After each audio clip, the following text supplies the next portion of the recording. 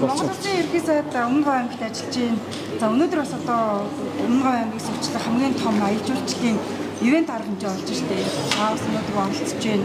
Цаашдаа аялал жуулчлалыг хөгжүүлэх чиглэлээр бас ерхий сайдтай ямар одоо санал бас солилцов. Өмнө Говь аймаг аялал жуулчлалыг хөгжүүлэх дээр бол олон арга хэмжээнүүдийг зохион байгуулж байгаа. Улсын баяр наадам байж байна. За мөн эсний баяр гэдэг 9 сард бас их сайхан баяр зохион байгуулдаг болсон. Өвөл ингээд Түмэн Дэмэний баярыг одоо өргөн дэлгэр зохион байгуулж байна. Олон зуулчид ирдэг, жилээс жилд өргөжж байна. За хавар болохоор сарлагын баяр. Ер нь жилийн 4 өдрөд 4 том баярыг зохион байгуулж байгаа. За Дэмэний баяр бол их онцлог. 97 оноос хойш ингээ 29 дэх жилдээ зохион байгуулж байна. За Дэмэний баярыг бид нар одоо аялал жуулчлалыг татах зорилгоор одоо анханасаа ер нь тэгж эхэлсэн. За энэ чиглэл рүүгаач явж байгаа. Дээрээс нь Дэмэний баярыг одоо спортын одоо тийм ээ уралдаан тэмцээн байдлаар зохион байгуулж байна. Дараа нь Дэмэний баярын нэг зорилго бол Дэмэнийхээ бүтээгдэхүүнүүдийг одоо сурталчлах. Ингэний айраг, ингэний хоормог, сүү, Дэмэний ноос гэдэг. За ингээд олон чиглэлээр бид нар Дэмээнийхээ одоо бүтээгдэхүүн, Дэмээнийхээ өв соёлыг сурталчлах ажлыг зохион байгуулж байгаа. За аялал жуулчлалыг татахад өвлийн нислэг чухал. Ерхий сайттай бид бас аймгийн удирдлагуудтай хамтарч бас уулзалт хийсэн. За цаашдынхаа ажил төрлийг ярьсан, тулгамжийн асуудлыг ярьсан. Манай аймгийн нисэх бодол олон улсын нислэг хүлээж авахд өнөөдөртөө бол хараахаа шаардлага хангахгүй байна. Монгол улсын энэ засгийн газрын 4 жилийн одоо үйл ажиллагааны хөтөлбөрт 4 ди зэрэглэлийн онгоцын явдал болгоно гэдэг Өмнө Говь, Хөвсгөл, Чой болсон санагдаж байна. Ингээ 3-4 аймаг оруулсан. Тэгээ энэ ажлаа бид нар одоо хурцсах одоо талаар бас ерхий сайдтай ярьсан.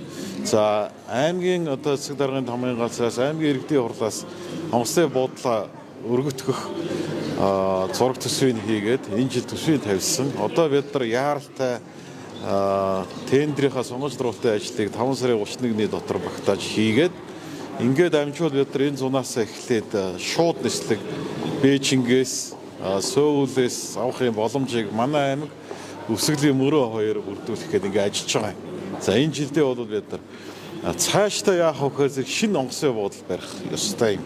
Улаанбаатар хот руу одоо явдаг төв зам байдаг шүү дээ манай аймагаас. Тэр төв замаас одоо салбарлуулад шинээр их онгоцны буудал барих төслийн зураг төслийн ажлыг бол бас хийж байна. За ингэснээрээ одоо гадны жуулчдыг бид нар шууд татаж авах, Монголын говийг үзүүлэх ийм л одоо болцоод. Өнөөдөртөө жуулчд маань яаж вэ нөхөр зэрэг Чингис хааны сугсын уул дээр буучаад Улаанбаатарын төвчрэнээс одоо хал аваад шууд наашаага урганд суугаад Монголын говь руу ирээд тэндээсээ буцаж очоод ингээ яваад байгаа. Тэгээ аль болохоор Улаанбаатараас хүмүүс жуулчдууд зайлсхийгээд байгаа учраас шууд орон нутг руугаа татдаг.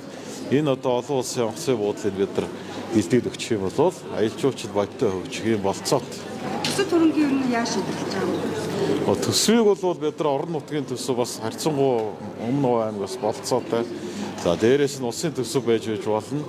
За нөгөө тэйгүүр сонгоцны буудлыг одоо барьдаг туршлагууд бас гадны туршлагуудыг судалж байгаа. Тухайлбал Чехийн ерөнхийлөгчийн айлчлалын үеэр яригдсан одоо яриа хэлцээр дотор нэг яригдсан асуудал.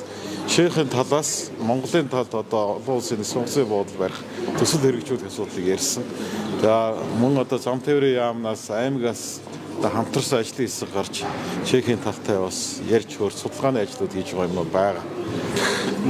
Тэгэхээр магадгүй гадны жуулчид одоо шууд нисэх онгоцны буудлын асуудлыг шийдчих юм бол шууд одоо Өмнө Говь сонгож хийж болох нь шүү дээ. Аяллаа маршрут дээр ямар одоо дэд бүтцийн асуудлуудыг яаж шийдэх юм бэ? Тэр одоо энэ төлөвлөгөөнд оруулсан юм.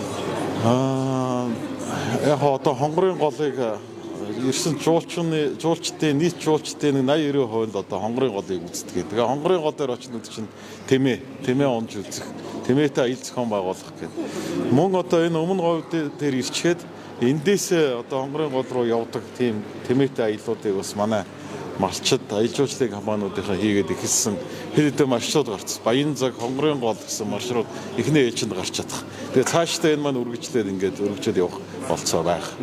Үйлчлэгээ сервисийн асуудал бас одоо юу гэдгийг боловсон эзэхний асуудал ч гэдэг. Тийм асуудлууд бас жоох сөрөг асуудал харагддаг шүү. За манай аймгийн хувьд бол гайгүй те. Ер нь бол Баянзаг дээр бид нар менежментийн төлөвлөгөө хийгээд бас боломжийн сайхан байр байшин нойл одоо танхимууд хийсэн үзэсгэлэн жижигхэн одоо кино театр хийсэн шүү дээ. За онгорын гол дээр ч гэсэн бас ийм юмнууд хийсэн. Ер нь нойлын асуудал бол хайцангуй гайгүй бусад газруудыг аяж жуулчлалын асуудал. Таныг одоо засаг дарга байх юм хийгдчихсэн шүү дээ тийм ээ. Та одоо байгаа одоо яг энэ засаг захиргаатай хэр холбоотой ажиллаж байна. Бүтээл байгуулалт ер нь одоо